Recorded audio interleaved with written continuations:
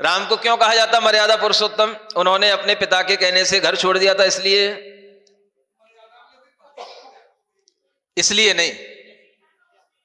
वो वन में चले गए, 12 वर्ष तक उन्होंने अंडा मांस शराब नहीं पिया खाया, इसलिए नहीं। मर्यादा पुरुषोत्तम वो तब कहलाए जब वो वापस अयोध्या आ गए रावण को जीतने के बाद में, और उसके बाद में जब सीता गर्भवती हो गई, और गर्भवती होने के बाद भी उनके सामने जब प्रजा ने आकर के निवेदन किया, राजन आपसे कुछ कहना चाहते हैं, सब लोग कहने में डर रहे हैं, बड़ी मुश्किल से आपके पास में निवेदन करने आ पाए, और उनमें से एक व्यक्ति अपने साथ में अनेक लोगों को लेकर के आगे आकर के बात रखने के लिए तत्पर हुआ और कहता है, प्राणनाथ पहले अभय दान दो, तब मैं आपसे कुछ अपनी बात कहूंगा।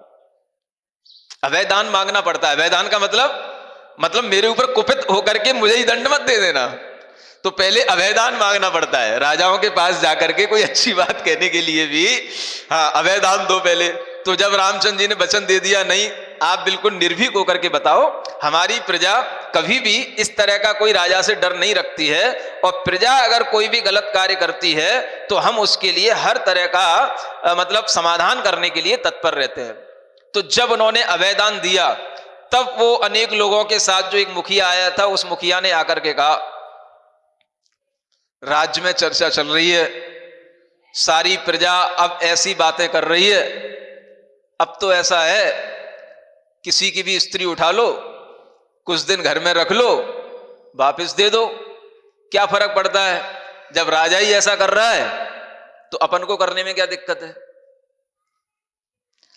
लोग इस तरीके के दुराचारों पर बढ़ रहे हैं और करने भी लगे हैं, और इस तरह से लोग कह रहे हैं कि इस प्रकार का पाप करने में कोई अपराध नहीं माना जाता है, क्योंकि राजा ने भी उस चीज को किया है। रावण के घर पर रह करके आई सीता को रामचंद्र जी अपने साथ में रखे हुए हैं। सुन रहे हो? एक प्रश्न आया है हमारे सामने, उसका उत्तर का ये समय है। अब रामचंद्र जी के सामने समस्या आती है, अब सीता को क्या करें, कहां भेजें? समझ आ रहा है?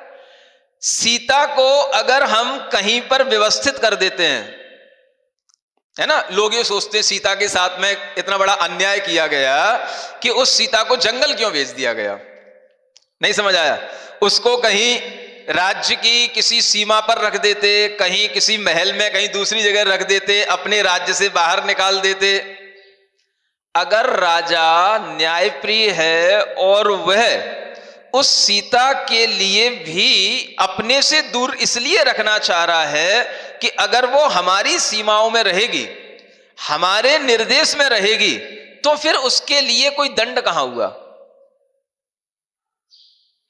प्रजा को संतोष कैसे मिलेगा? भाई सीता तो अपने पास है ही है, चाहे उनने अपने महल में ना रख करके दूसरी जगह रख दी। नहीं समझ में आया? प्रजा को संतोष तो तब मिलेगा जब उसे यह मैसेज मिले कि रामचंद्र जी ने लोक अपवाद के कारण से और सीता के ऊपर लगने वाले दोषारोपण के कारण से सीता का त्याग कर दिया है।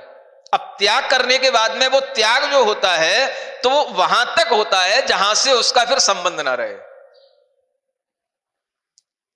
अगर वो त्याग की सीमा उनकी राज्य सीमा में आ रही है और वो उसकी निगरानी में है, तो फिर वो त्याग नहीं है। ये समझने की बात है। त्याग कब होगा?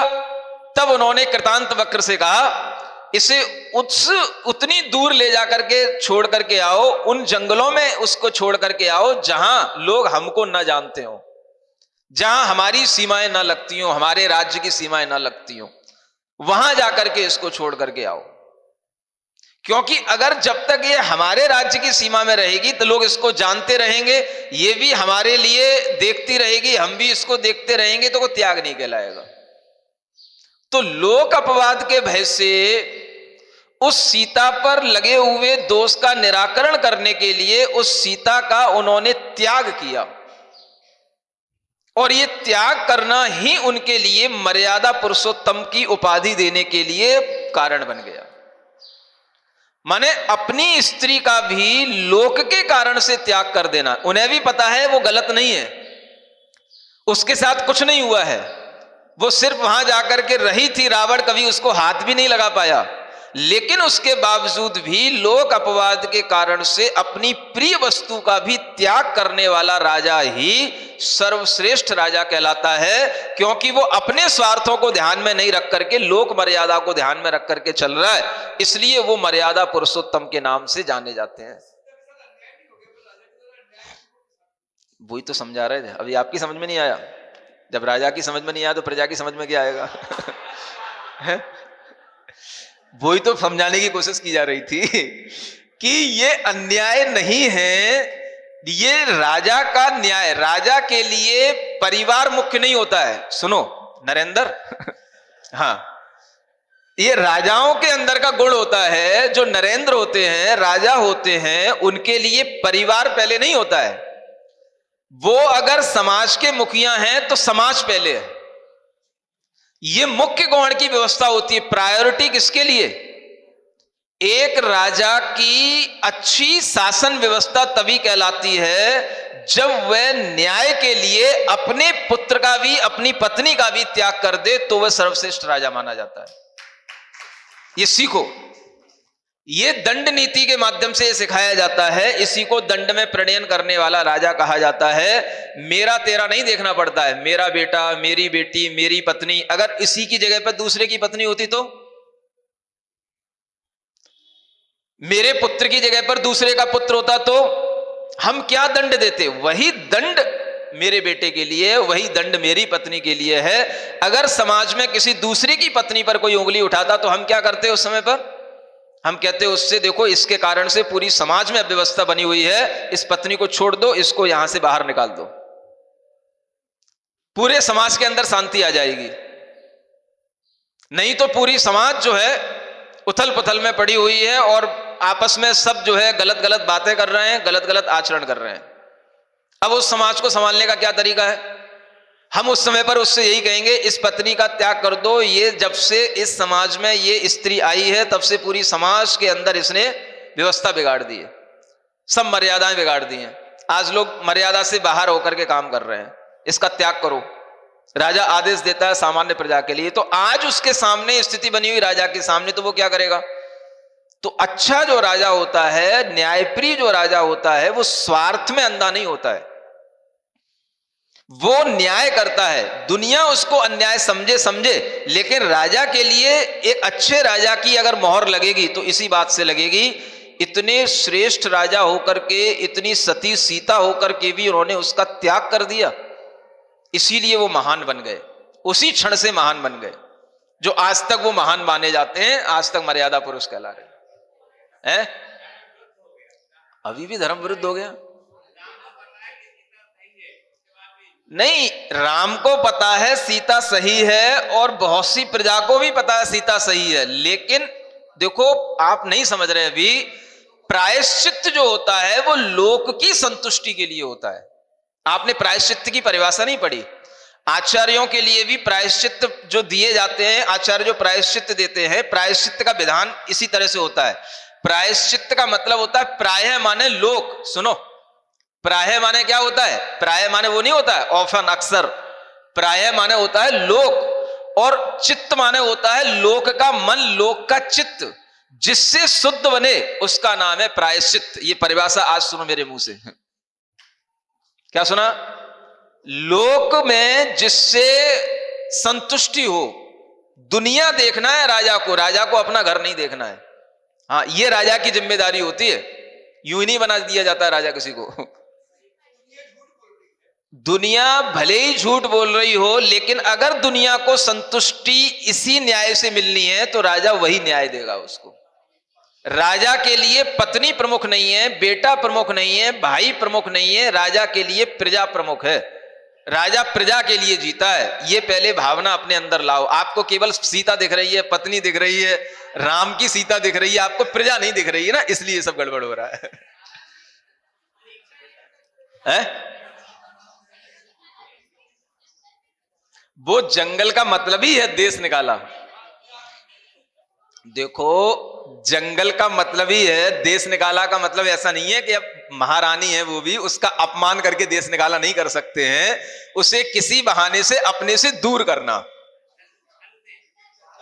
वो छल नहीं कहता है, बहाना। देखो बहाना राजाओं का अगर आपके लिए छल कहने में आ रहा है तो ये भी साहित्य में छल कहो बहाना कहो एकार्थवाची माने जाते हैं, लेकिन ये छल का मतलब मायाचार नहीं है। माने किसी बहाने से किसी प्रयोजन से उसको अपने से दूर करना, ये उनका उद्देश्य था।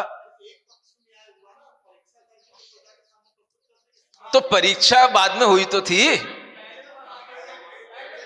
देखो ये भी प्रायश्चित देने का तरीका होता है। आपने प्रायश्चित शास्त्र पढ़े ही नहीं, दंड नीति के शास्त्र पढ़े ही नहीं। प्रायश्चित एकदम से नहीं दिया जाता, प्रायश्चित देने के भी ये तरीके होते हैं। पहले अपने से दूर करना, लोक में पहले शांति हो, फिर उसके बाद में उसको अपने पास बुला करके उसे परीक्षा आदि के माध्यम से अपनाना। ये तरीके होते हैं बड़े बड़े लोगों के, आप समझ नहीं सकते हो। बड़े लोग जो सोचते हैं वो वही सोच होती है जहां आपकी सोच समाप्त हो जाती है। समझ आ रहा है ना? हाँ, कोई भी चीज है यहां पे रखी हुई चीज यहीं शुद्ध नहीं हो सकती है, उसे प्रोसेस होती है, पहले वहां जा फिर वहां से इधर आ। समझ आ रहा है? तब वो चीजें अपनी बनती हैं। समझ आ रहा है? यही आचार्य महाराज ने हमारे साथ किया था। समझ आ रहा है? मैं दूसरे संघ का ब्रह्मचारी था तो उन्होंने पहले कहा पहले तू घर पे जा फिर मेरे पास आ। अब मैं घर पे जाने को तैयार नहीं था, वो भी तैयार नहीं थे, अड़ गए थे, नहीं घर पे जाना पड़ेगा। तो मैं दूसरा संघ छोड़ करके उनके पास में आ गया, तो वो उनने अपनाया नहीं। पहले कहा क्या उनने, क्या कहा? पहले घर जा, वहां से छोड़ वहां जा, और वहां जाने के बाद फिर यहाँ। तो ये राजाओं के तरीके होते, तुम कुछ जानते तो हो ही नहीं, बातें करते हो। तो प्रजा जो है कभी राजाओं के दिमाग नहीं समझ सकती है। समझ आ रहा है? तो राजाओं को सिखाया जाती है सब दंड नीतियां, बड़े बड़े आचार्य जानते हैं कैसे प्रायश्चित दिए जाते हैं। ये प्रायश्चित के तरीके होते हैं। लोक के चित्त को जिससे संतोष मिले वही न्याय कहलाता है। और उसके लिए किसी एक व्यक्ति के लिए अगर आपको लग जाए कि इसके साथ अन्याय हो रहा है तो एक के पीछे राजा नहीं पड़ता है, प्रजा को देखता है राजा। ये मुख्य उद्देश्य है, ये सीखो पहले। बड़े पदों पर आना सबके लिए संभव होता है, लेकिन बड़े पदों का निर्वाह करना इसलिए संभव नहीं होता क्योंकि वो सब स्वार्थों में पड़ जाते हैं।